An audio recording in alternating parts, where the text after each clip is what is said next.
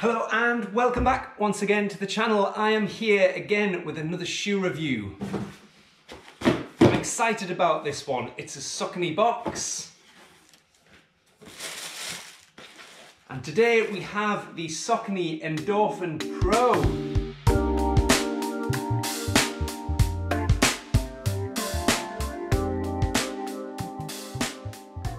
This one has been a long time coming. I've been trying to get my hands on the Pro ever since I picked up the Speed at the back end of summer 2020. Unfortunately, it took me forever to try and get hold of my size. That is until earlier this week when on my Instagram channel @jamies.running, if you don't already follow me, somebody dropped me a message to say they had spotted a single size of UK 13s on a website in the UK.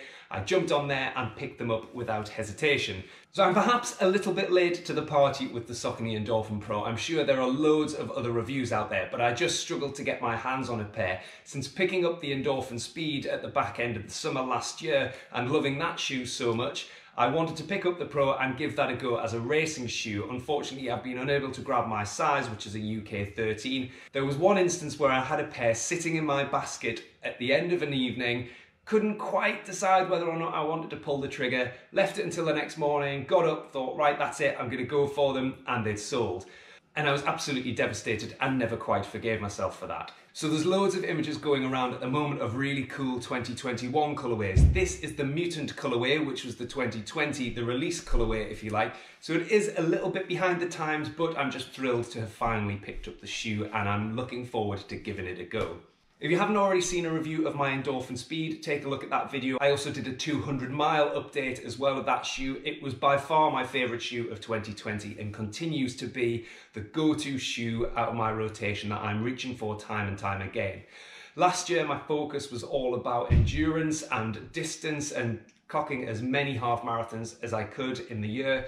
This year, 2021, I want to start incorporating more speed work, more sessions, more intervals, that kind of thing. And so for that, I'm hoping this shoe is going to be ideal for those faster training days. Right, so straight up in terms of the contents of the box, you've got obviously two shoes and you've also got a little packet there of some spare laces, which I think I might switch out because I quite like the luminous yellow there. So just grabbing the shoes, get rid of that. And let's get rid of the paper out of here just to check out the weight and that sort of thing. So the shoes feel really light, a very similar feel to the Endorphin Speed. I kind of remember the first time taking that shoe out of the box and giving the midsole a bit of a squeeze. It's a very similar feel. And I've actually got my very dirty Endorphin Speeds there just to compare. Now both shoes are in a UK 13, just giving them a little test there. And I would say that the Speed is ever so slightly heavier now. Maybe that's just because of the dirt that it's carrying or what. Not a massive difference, but ever so slightly noticeable.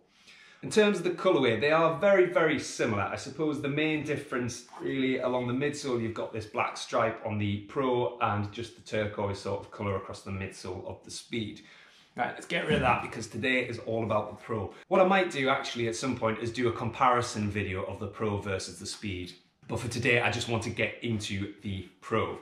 Right, in terms of look and feel, yes, the Mutant colourway is just awesome. I think it's really cool, and I said this about the Speed last year. It's got a sort of an 80s feel about it. It's a bit retro, it's a little bit wacky, and I've always preferred brighter, more wacky colourways on my running shoes. I think these just look really, really awesome. In terms of the upper, the material doesn't feel like it's got all that much flex in it. It's fairly rigid, but it looks like there's plenty of space in the toe box. Around about the toe box here is quite wide, and I've got quite wide feet, so I'm hoping that similar to the Speed, that's going to be ideal for me.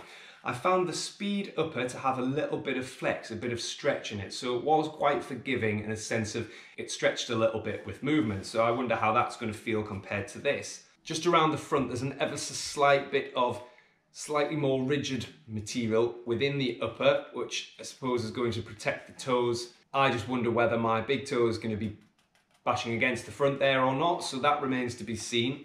Around the cuff of the heel, there's a slight bit of padding there, but other than that, it's fairly minimalist in terms of cushioning around the back.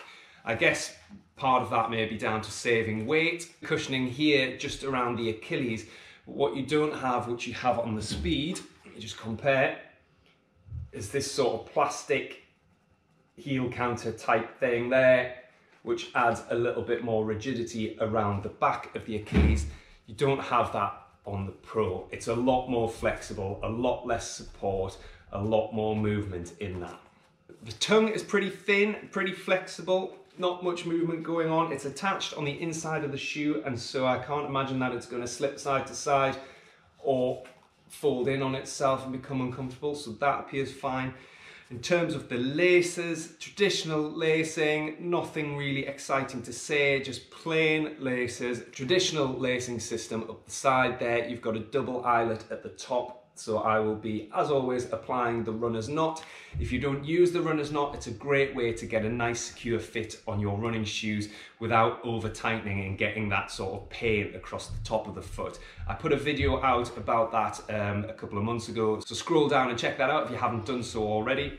Now I love the outsole on this shoe. It's similar to the outsole on the Speed. I love the colours, and I quite like how it's got these sort of directional arrows there. There's quite a nice coverage of outsole rubber there, a bit of exposed midsole there, but with the Speed I haven't had any issues with that exposed midsole whatsoever. The only problem that I did find in the Speed is I've worn down a little bit on the lateral side of the shoe there. That's more down to problems with my form as opposed to a problem with the shoe. Let me just demonstrate actually. And it's more so on my left foot as well. So if you can see there, I've sort of worn a little bit down. I've made improvements to my form, so hopefully we won't see the same problems this time around, but let's wait and see. Just giving the shoes a little bit of a flex there, and you can feel the rigidity of that carbon fiber plate. So this is carbon fiber plate. The Endorphin Speed is a nylon plate, which has a little bit more flexibility, but does still give a great amount of energy return. This is the racing version of their shoe and therefore has the carbon fiber plate. The intention of that plate is to propel you forward with each step. So I'm excited to trial that and see just how it compares to something like the Vaporfly Next Percent, which until now has been my go-to shoe for racing and really, really fast training. Right, so that's a bit about the look and feel. Let's slip the shoe on and see how it fits.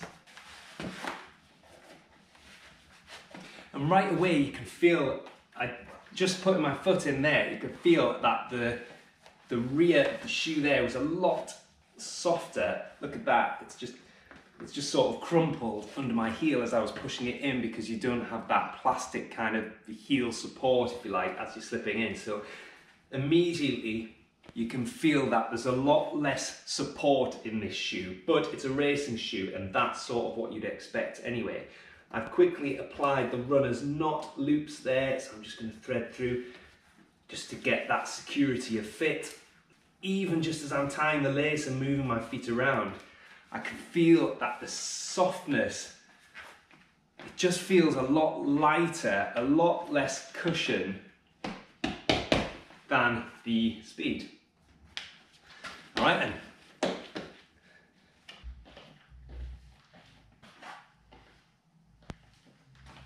Right, the first thing that you notice is just how light they feel. They've got a similar sort of feel to the Endorphin Speed in that what they call the speed roll technology, so that rocker motion, as you lean forwards, you can feel that you're being pushed off the toe off and into the next step. So a very similar rocker feel from across the midfoot and into toe off. But this shoe just feels a lot lighter. The material itself feels thin, not insecure, but thin and light. I immediately noticed that there isn't as much cushioning around the shoe as well. There's a bit of extra rigidity in this midsole from that carbon fiber plate. You can feel that it's not flexing as much with each step, but that's where you're going to get the energy return. As you land and then toe off, you're going to get that springiness from the carbon fiber plate. Giving it a little bounce, and it doesn't feel overly cushioned underfoot. The midsole feels quite firm. So I'll just bring you in closer so you can see from above. Right, so just coming up close then, and what I've got a nice thumbnail's width between the top of my toes and the front of the shoe. Now I always have that in my running shoes. My feet tend to expand slightly, particularly over longer distances, and I need that little bit of extra space for movement so that I'm not bashing my toenail against the front of the shoes. I've had issues with toenails falling off in the past, which is less than ideal. The shoe comes in ever so slightly around the arch here, but that's not uncomfortable. There is plenty of material overhanging there so that you don't feel restricted. Yes, so there's no restriction in that area whatsoever. Although the material is quite firm, there's plenty of it, and so I'm not having any restrictive issues around the midfoot, around the arch, or anything like that. The toe box feels like there's plenty of space, and so I think we're gonna be pretty much okay. Right, so that's probably pretty much all I can cover off by walking up and down in the house. What I'm gonna need to do now is to take them out for a run. Unfortunately, I'm out for a few days with a bit of an injury, sort of a shin splint thing going on at the moment, so I'm giving it some rest before I then start running again. Especially since I want to run these shoes in fast and see how they perform at that sort of race pace compared to some of the other carbon fibre race shoes that I run in. So all that's left for me to do is to put them away in their box, and then as and when I feel up to it, hopefully in the next couple of days, take them out for a really fast spin and see how they perform. I will see you then.